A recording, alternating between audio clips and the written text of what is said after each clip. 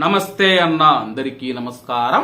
Kuwait ప్రభుత్వం, Kuwait ministry of interior, Kuwait ఉప ప్రధానమంత్రి షేక్ ఫహద్ ఆల్ యూసఫ్ గారు తెలుపుతూనే ఉన్నారు.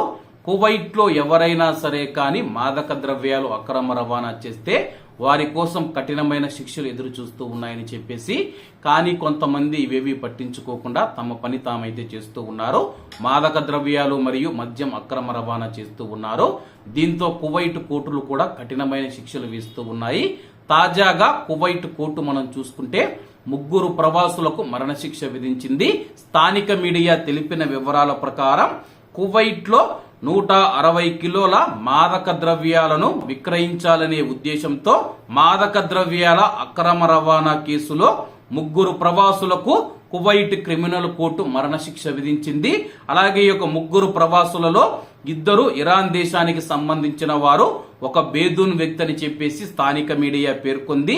నిందితులను మాదక ద్రవ్యాల నియంత్రణ విభాగం, కోస్ట్ గార్డ్ అధికారులు పట్టుకున్నారని చెప్పేసి, మాదక ద్రవ్యాలను రవాణా చేయాలనే ఉద్దేశంతో తాము తీసుకొని వచ్చామని చెప్పేసి వాళ్ళు పబ్లిక్ ప్రాసిక్యూషన్ ముందు వాళ్ళ యొక్క నేరాన్ని అంగీకరించడం జరిగింది.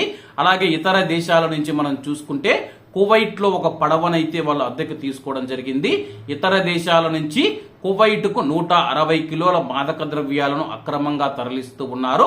సమాచారం అందుకున్న కోస్ట్ గార్డ్ అధికారులు, మాదక ద్రవ్యాల నియంత్రణ విభాగం అధికారులు సముద్రంలోకి వెళ్లడం జరిగింది. సముద్రంలోకి వెళితే ఆ యొక్క మాదక ద్రవ్యాలను వాళ్ళను సముద్రంలో పారేసేందుకు ప్రయత్నం చేశారు. అంతలోపలే అధికారులు అక్కడికి చేరుకుని వాళ్ళను అదుపులోకి తీసుకోవడం జరిగింది. ప్రస్తుతం వారిని కువైట్ కోర్టు ముందు హాజరుపరచగా విచారించిన కువైట్ కోర్టు సంచలన తీర్పునిచ్చింది, మరణశిక్ష విధించింది. ఎవరైనా సరే భవిష్యత్తులో మాదక ద్రవ్యాలు అక్రమ రవాణా చేయాలంటే భయపడే విధంగా కువైట్ క్రిమినల్ కోర్టు తీర్పునిచ్చింది. కాబట్టి కువైట్ లో ఉన్న మన భారతీయులు ఎవరైతే ఉన్నారో ఇటువంటి చెడు మార్గాలలో వెళ్లి దయచేసి ప్రాణాలు పోగొట్టుకోవద్దని చెప్పి మరీ కోరుకుంటూ, అందరూ బాగుండాలి, ఎందులో మనం ఉండాలి. అందరికీ నమస్తే అన్న, జై హింద్.